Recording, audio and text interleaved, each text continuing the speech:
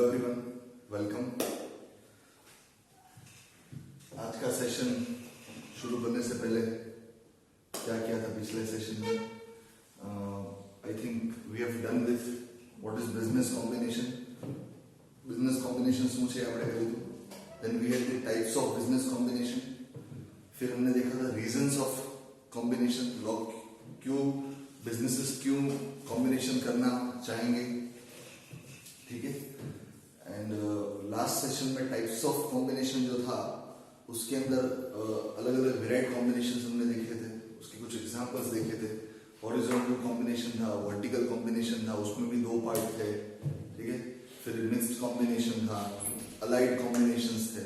So different types of combinations हमने देखे थे. आज हम कुछ उसके स्पेसिफिक बेनिफिट्स देखने वाले हैं. क्या क्या है वो हम रीड आउट करेंगे. इट इज क्वाइट सिंपल, कुछ ज्यादा इसमें है नहीं.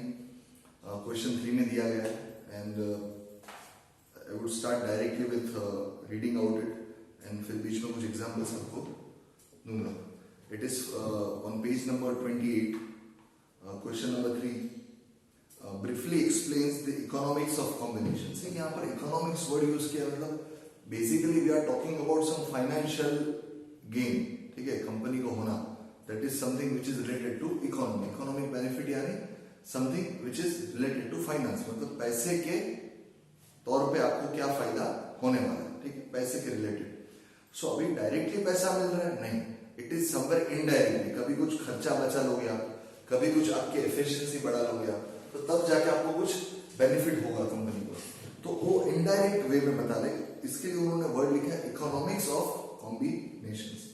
मैं रीड आउट कर रहा हूं. Point number A, following are the main economics benefits और एडवांटेजेस ऑफ कॉम्बिनेशंस. यहां पर मैंने लिखा है कि उसके बिजनेस कॉम्बिनेशंस और उसके बेनिफिट्स क्या है.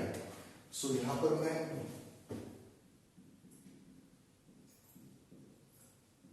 इकोनॉमिक्स और रादर मैं लिख सकता हूं फाइनेंशियल बेनिफिट्स. ऑलराइट, तो उसमें कुछ बाइफरकेट किया है. क्या क्या है देख रहे. It avoids wasteful competition. ये भी हमने बात किया था. मतलब देखो यहां पर बहुत सारी चीज सिमिलरिटी आपको क्या देखने मिलेगी. जो हमने रीजंस ऑफ कॉम्बिनेशन किया था वो यहां पर बहुत सारे सिमिलर पॉइंट होंगे जो कॉजेज ऑफ कॉम्बिनेशन में किए थे, जिसको मैंने कहा था those are the reasons of combination. वो सब रीजंस थे जिसके वजह से बिजनेसेस एक दूसरे के साथ मिलकर काम करना चाहते थे. समझ में? तो यहां पर बहुत सारी सिमिलर चीज लगेगी. So I am reading out similar. It avoids wasteful competition. It helps the business to face the extreme conditions of depression. Depression यहां पर वो बोल रहे हैं कि फाइनेंशियल जब हम डिस्ट्रेस होते हैं, मतलब हम लोग जब फाइनेंशियली हमारे कंपनी में या तो ऑर्गेनाइजेशन के अंदर जब हमें फाइनेंशियली कोई चीज का प्रॉब्लम आता है, तब हम वो उसे मैं वर्ड यूज करूंगा कंडीशन ऑफ डिप्रेशन. डिप्रेशन हमने जनरली यूज किया कि भाई मेंटली हम जब स्टेबल नहीं हो तब, लेकिन यहाँ पर वो फाइनेंशियली और इकोनॉमिकली बात कर रहा है कि जब we are not capable enough कि हम अपने कॉस्ट अगर हम अपने कॉस्ट को मिल पा रहे हैं या नहीं, ठीक है. It provides an opportunity. Point number 3, it provides an opportunity to utilise the ambitions and abilities of capable entrepreneurs. मतलब जो बिजनेसमैन है, एंटरप्रेन्योर्स मतलब the person who is doing a business, ठीक है. सो वो लोग अपनी कैपेबिलिटीज को यूज कर पाए. साथ में आएंगे तो उसकी कैपेबिलिटीज बढ़ जाएगी, ठीक है. एफिशिएंसी साथ में यूज कर पाएंगे, तो ये सब बेनिफिट्स होने वाले. It makes possible to introduce the measures of rationalisation so an industry can improve its efficiency. There will be utilization of patents and technical expert on cooperative basis. मैंने उस दिन एग्जांपल दिया था कि दो फार्मा कंपनी साथ में आ रही है, तो एक कंपनी के पास कोई पर्टिकुलर ड्रग के लिए कोई पेटेंट अवेलेबल है, दूसरी कंपनी है उसके पास भी कुछ पेटेंट्स अवेलेबल है. पेटेंट्स मतलब क्या होता है वो भी मैं आपको बता देता हूँ. कुछ एक्सक्लूसिव राइट जो सिर्फ आपके पास ही होता है. मतलब आप ही वो चीज को बना पाएंगे या तो मार्केट कर सकते हो, मतलब मार्केटिंग कर सकते हो, कोई और उसको कॉपी नहीं कर सकता, ठीक है. That is patent. बहुत लंबा चौड़ा उसमें डिस्कशन जा सकता है, लेकिन I am keeping it simple कि पेटेंट मतलब when you are having some exclusive right particular to some formula, ठीक है, कुछ बनाने का तरीका, उसके लिए जब आपके पास कुछ एक्सक्लूसिव राइट हो. एक्सक्लूसिव राइट मतलब सिंगल राइट, आपकी कंपनी ही बना सकती है या तो उसको मार्केट में अवेलेबल करवा सकती है और किसी के पास राइट नहीं है. तो जैसे मान लो अलग अलग कंपनी होगी, अगर वो साथ में आ जाएगी तो उसका पेटेंट जो है वो मैं यूज कर पाऊंगा, मेरा पेटेंट वो यूज कर पाएंगे. समझ में आ रहा है? तो ये भी वन ऑफ द बेनिफिट है कॉम्बिनेशन का। चलो, all units can join hands and create monopoly power, ठीक है, monopoly power which is most important. Are most important मत लिखो वहां पर, which is most important. Last point में करेक्शन है, all units can join hands and create monopoly power which is most important. देखो monopoly के दो इफेक्ट्स, एक पॉजिटिव भी हो सकता है एंड दूसरा ये है कि नेगेटिव भी। नेगेटिव मतलब which is anti social, society के लिए बेनिफिट नहीं है अगर प्राइस ज्यादा हो गया, ठीक है। हाँ, मोनोपोली का एडवांटेज क्या है, अगर दो कंपनी बड़ी बड़ी आ रही है साथ में, उनकी टेक्नोलॉजी अगर हमें सस्ते दाम में मिल रही है, then it is benefit for society. अब थोड़ा और डिटेल में, ये भी हमने देखा था, economics of large scale businesses. Now the large size businesses can get following economics. क्या क्या बेनिफिट हो सकते हैं बड़े बड़े ऑर्गेनाइजेशन को? प्रोडक्शन में हो सकती है, economics of bulk purchase of material. Simple सी बात है, दो कंपनी साथ में आएगी तो फाइनेंशियल कैपेसिटी बढ़ जाएगी, ठीक है, मतलब मनी पावर, परचेसिंग पावर बढ़ जाएगा, तो वो लोग बल्क में परचेज मटेरियल कर सकते हो। बल्क में करेंगे तो आप समझ पा रहे होंगे कि सस्ता पड़ेगा।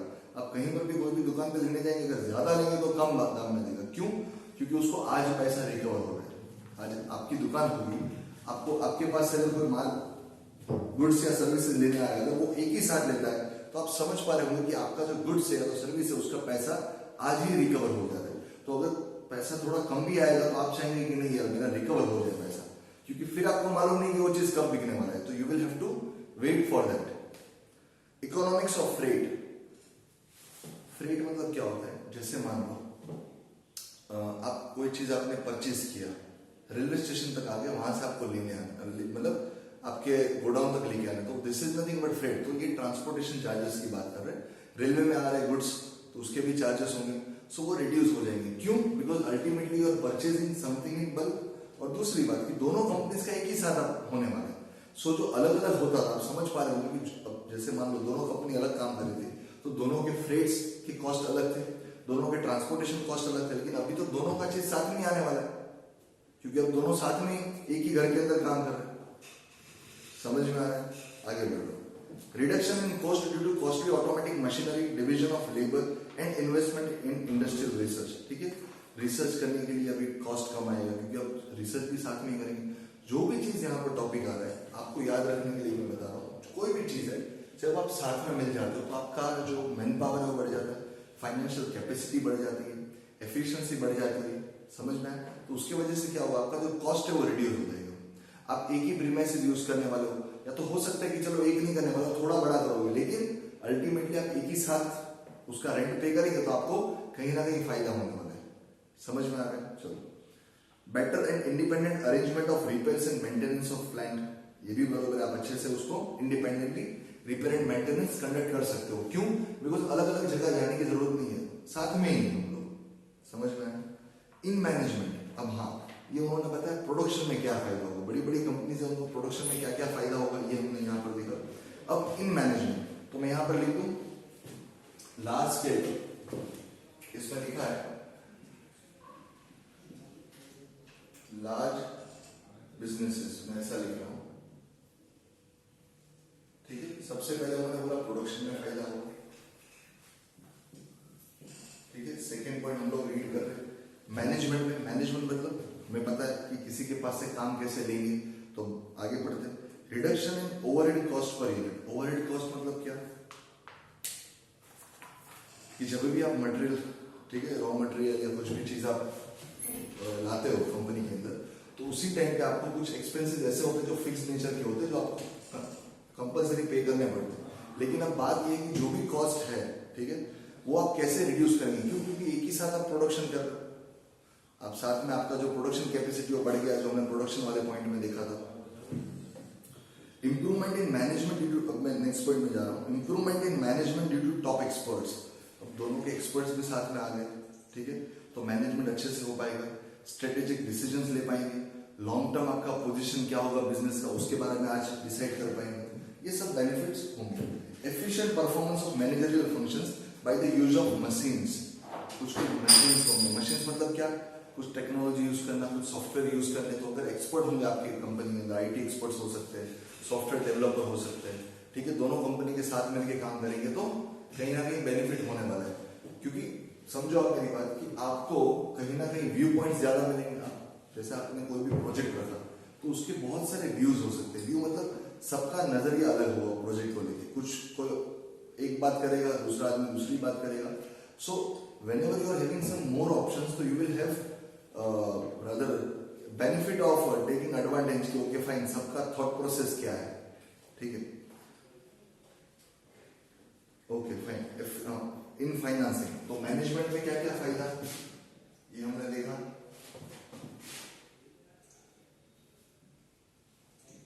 ठीक है। Now financing, easy to raise finance, low cost of financing, plowing back of resources without interest payment and repayment obligations etc. उन्होंने बोला कि फाइनेंस अगर रेज करना है तो बहुत इजी हो जाएगा। क्यों? क्योंकि आप समझ पा रहे हो कि आपकी प्रोडक्शन कैपेसिटी बढ़ गई, मैनेजमेंट अच्छा हो गया। Now whenever you will approach finance लेने के लिए बैंक में अप्रोच कर सकते हो, आप अपने शेयर्स निकाल सकते हो, तो you will have some big identity, एक बड़ा नाम हो गया होगा। यू हैव एक ग्रोथ हो जाता है कंपनी के अंदर। क्यों? क्योंकि you are having some good production capacity, you have so many of employees, you have turnover आपका अच्छा है, अर्निंग कैपेसिटी अच्छी है कंपनी की, टर्नओवर ज्यादा है इसके वजह से, तो you have some good reputation in the market. So it is easy for you, आपकी कंपनी के लिए इजी हो जाएगा कि मैं फाइनेंस कैसे उठाऊं बाहर से। अब फाइनेंस बाहर कैसे क्यों उठाते? क्योंकि जब शॉर्टेज ऑफ फंड होता हो या तो फिर हमें एक्सपेंड करना है बिजनेस, ठीक है, तब जाके हम फाइनेंस बाहर से उठाने की बात करते हैं कंपनी के अंदर। तो इस टाइप की जो कंपनी होंगी बड़ी बड़ी, उनके लिए इजी होगा। क्यों? क्योंकि they have good amount of turnover, और जब टर्नओवर अच्छा होगा तो अर्निंग कैपेसिटी ज्यादा है, और जिसकी अर्निंग कैपेसिटी ज्यादा है तो हम समझ पा रहे होंगे कि उसका रीपेमेंट कैपेसिटी भी अच्छा होगा, जिसके वजह से आपको तुरंत लोन मिल सकता है, मतलब इजीली फाइनेंस अवेलेबल होगा आपको अगर आप अप्रोच करेंगे किसी को भी। तो इन मार्केटिंग में क्या फायदा है? Well organised and more extensive as well as intensive advertising, economy in sales efforts and better services. आप सर्विसेज बेटर दे पाएंगे। जैसे मैंने एग्जांपल दिया था, वोडाफोन आइडिया जुड़ गया। क्यों? क्योंकि उनका ऑलरेडी कस्टमर बेस टूट गया था, लेकिन अब साथ में आ गए तो अभी ऐसा बोल सकते हो कि ये कंपनी का customer base, for example Vodafone का 100 कस्टमर थे, आइडिया के भी 100 थे, दोनों में 25-25 कम हो गए, तो दोनों के थे 75, लेकिन आज दोनों कंपनीज एक साथ आ गई, तो ऐसा बोल सकते कि हमारे कस्टमर 150 है। हाँ यार, तो उन्होंने जो भी रिस्क था उसको कवर अप कर लिया, समझ में, कस्टमर को लेके। तो मार्केट शेयर जो बढ़ गया था उसको उन्होंने कवर करने की कोशिश की साथ में आकर। तो उससे क्या फायदा कि मार्केटिंग भी आप लोग साथ में ही करेंगे। मार्केटिंग कॉस्ट जो अलग अलग जो लोग कर रहे थे वो भी एक के अंदर आ गया, समझ में आया। सो अगेन ये हमारा फाइनेंशियल। तो आप समझो हमने जितने भी अभी तक पॉइंट देखे, कहीं ना कहीं वो लोग इनडायरेक्टली आपको फाइनेंशियली कैसे बेनिफिट हो रहा है वही दिखा रहे हैं। नाम अलग अलग है लेकिन अल्टीमेटली आपको फायदा कैसे होगा वही बता रहे हैं। तो थर्ड जो था इट वाज फाइनेंस, ठीक है। फोर्थ कौन सा है? मार्केटिंग। क्योंकि अभी जो भी एडवर्टाइजमेंट खर्चा होगा वो आप बांट लेंगे, अब दोनों साथ में काम कर रहे हैं। इकोनॉमिक्स ऑफ मोनोपोली, यहां पर मोनोपोली की उन्होंने बात की। ए बिजनेस कॉम्बिनेशन में लीड टू मोनोपोली, में लीड टू मतलब क्या? लीड मतलब मैं रिजल्ट इनटू, ठीक है, એનું રિઝલ્ટ એ આવશે જો બે ઓર્ગેનાઇઝેશન સાથે આવશે તો there are chances કે there will be creation of monopoly, monopoly થવાની શક્યતા હશે। લીડ ટુ મોનોપોલી નો મતલબ એ છે with following benefits. A monopoly can bring an adjustment between demand and supply. A monopoly can bring adjustment between demand and supply. अगर monopoly रहेगा तो demand and supply में लोग एडजस्टमेंट कर सकते हैं। क्यों? बिकॉज जो भी मोनोपोली, जो भी ऑर्गेनाइजेशन मोनोपोली रूल कर रहा है मोनोपोली, उसके पास ऑप्शन है कि वो जो चाहे वो कर सकता है। वो अपने हिसाब से डिमांड को, रादर अपने हिसाब से वो सप्लाई दे सकता है, अपने हिसाब से डिमांड को रिस्पॉन्ड कर सकता है। बिकॉज ही हिमसेल्फ फील्स कि भाई मैं ही हूं, I am the only one player in the market, मैं जो चाहूंगा वो कर सकता हूँ, ठीक है। तो ये हो सकता है, तो विच इज अगेन उसके एडवांटेजेस भी और डिसएडवांटेजेस भी है। By creating monopoly all the monopolistic combination can reduce the advertising cost. ये ऊपर की बात है लेकिन उन्होंने नीचे की है, ठीक है। In long run, they can get economics of specialization and minimize the cost of production. क्यों? जैसे आप समझो आपकी कंपनी और मेरी कंपनी, अगर हम दोनों साथ में आके काम कर रहे हैं तो मेरा भी कुछ प्रोडक्शन कैपेसिटी था, आपका भी कुछ था, मेरे पास भी कुछ मशीन्स थे, आपके पास भी थे, लेकिन अब एक ही कंपनी के अंदर आप दोनों के मशीन उपयोग होने वाले हैं, मेरे और आपके। तो अब उससे फायदा क्या है? समझो मेरी बात। आपके वर्कर्स, आपके एम्प्लॉयज, मेरे वर्कर्स, मेरे एम्प्लॉयज एक ही चीज के ऊपर काम कर रहे हैं। तो उससे फायदा ये है कि एक ही समय पे हम लोग, आप समझो कि we are working on a double scale, समझ में आया? तो उससे हमारा कॉस्ट ऑफ जो प्रोडक्शन है वो कहीं ना कहीं कम होने वाला है। शुरू में नहीं दिखेगा लेकिन बाद में पक्का दिखेगा। क्यों? क्योंकि अल्टीमेटली रिजल्ट कब पता चलता है? लास्ट में पता चलता है। एक ड्यूरेशन तक जब आप काम करेंगे, ठीक है, आपके ऑर्गेनाइजेशन जब काम करेगा, प्रोडक्शन करेगा, अगर सर्विस में तो जब सर्विस प्रोवाइड करेगा, तो at the end of the year या तो कुछ क्वार्टर्स के बाद आपको रिजल्ट पता चलेंगे। बिकॉज अल्टीमेटली वेरिएबल कॉस्ट होंगे, फिक्स कॉस्ट होते जो आप रिकवर करेंगे अर्निंग्स, और उसके बाद आपको नेट रिजल्ट पता चलेगा। But if at all you are enjoying a monopoly, तो आपको मालूम है कि जो हम चाहेंगे वही कर पाएंगे। तो उससे बेनिफिट ये है कि लॉन्ग रन में यू कैन गेट स्पेशलाइजेशन। मतलब अब आप समझो कि आपके जो एम्प्लॉयज थे, वर्कर्स थे, जिसके अंदर कोई स्किल था, ठीक है, who were some intelligent enough ये सब काम करने में, तो वो लोग आपके साथ काम कर रहे, तो वो कहीं जाने नहीं वाले। They are going to stay with you. So you might create some specialisation जो आप ही कर सकते हो, कोई और नहीं। क्यों? बिकॉज अल्टीमेटली जो भी 2-3 किंग लोग थे, king players in the market, वो लोग साथ में आके काम कर रहे हैं। जैसे मैंने बोला था कि जिंदाल स्टील कंपनी और एक स्टील कंपनी और कोई है ही नहीं फॉर एग्जाम्पल कंट्री में, अगर वो दोनों साथ में आ जाते हैं तो आप समझ पा रहे हो कि everybody have to approach that company. जो एक कंपनी हो चुकी है दो में से, उनको ही अप्रोच करना पड़ेगा। तो वो लोग जो चाहेंगे वो कर सकते हैं, लेकिन मैनेजमेंट के वाइज या तो मोनोपोली के वाइज आप स्पेशलाइजेशन भी एकत्रित कर लेंगे। मतलब एक ही जगह पे स्पेशलाइजेशन आ जाएगा। पहले क्या था कि अगर कोई पर्टिकुलर एम्प्लॉयज है या तो लाइक वर्कर है जिसके पास कुछ स्पेशल स्किल है, ठीक है, कुछ रिसर्च की कैपेबिलिटी है, एनालिटिकल स्किल है, वो बटी हुई थी, उनकी कंपनी में भी थी, अपनी कंपनी में भी थी। लेकिन अब दोनों साथ में आ गए, तो वो कहीं जाने नहीं वाले अनलेस एंटिल कि उन्हें मैनेजमेंट के साथ कुछ इश्यू हो। तो ये सब कुछ बेनिफिट्स है। लेकिन अल्टीमेटली अगर मैं कहूँ डायरेक्टली इनडायरेक्टली, तो दोस आर फाइनेंशियल बेनिफिट। ठीक है, तरीके अलग अलग बताए कि आपको कैसे बेनिफिट होंगे, लेकिन बात सिर्फ फाइनेंस की यहाँ पर होगी। तो मैंने इसके लिए यहाँ पर वर्ड यूज किया फाइनेंशियल बेनिफिट भी।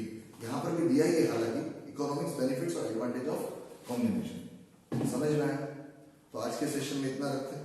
Question 3 we will start with question 4 in our next session. ठीक है, will start with discuss different forms of business combination. इन्होंने ये बताया कि कौन से फॉर्म्स है कॉम्बिनेशन के। ठीक है, तो यहाँ पर आप बोलेंगे कि सर हमने टाइप्स तो देखा, लेकिन टाइप्स और फॉर्म में अलग है। क्या है आएंगे उसके ऊपर। ठीक है, एक बार आप रीड कर सकते हो वेरी इन एडवांस, कोई इश्यू नहीं है। ठीक है, it is on page number 29। Alright, so till then if at all you are having some doubts in this, then definitely you can get back to me, and rest of the things you will go gradually. We are about to complete with this business combination, then I am going to start with one of your another subject that is communication, and mostly by mid of next week or start of next week. All right, see you, bye bye, take care.